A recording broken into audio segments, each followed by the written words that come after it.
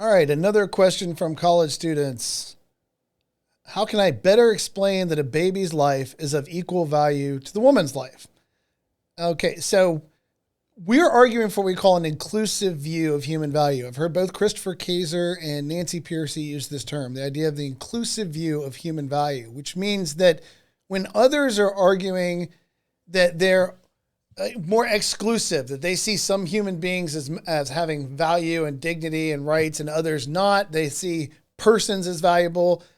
We're arguing that all human beings have value from the moment we come into existence to the time that we die. And so the better explanation that a baby's life is of equal value to the woman's life is that all human beings are of equal value.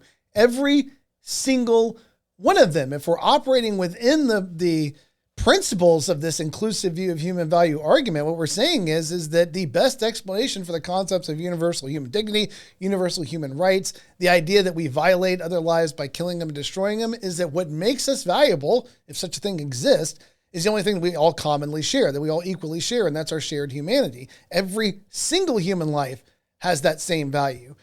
The reason this becomes a big deal in this issue of abortion is because you have to balance out against the right. If we accept the idea that the unborn is human in the same way that the mother is, then we have two equally valuable human beings, two equally valuable human lives.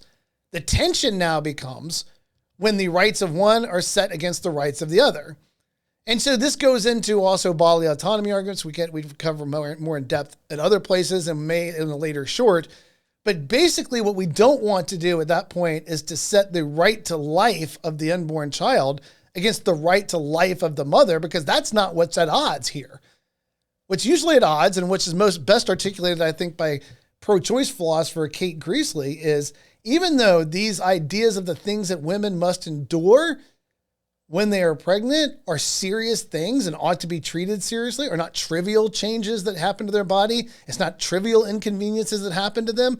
If those inconveniences are balanced against an equally valuable human life, then they don't raise to the level of the justification for justifiable homicide. You can't kill them as a result of the inconvenience or intrusiveness of their existence, even when it's extreme, as it is in the case of pregnancy.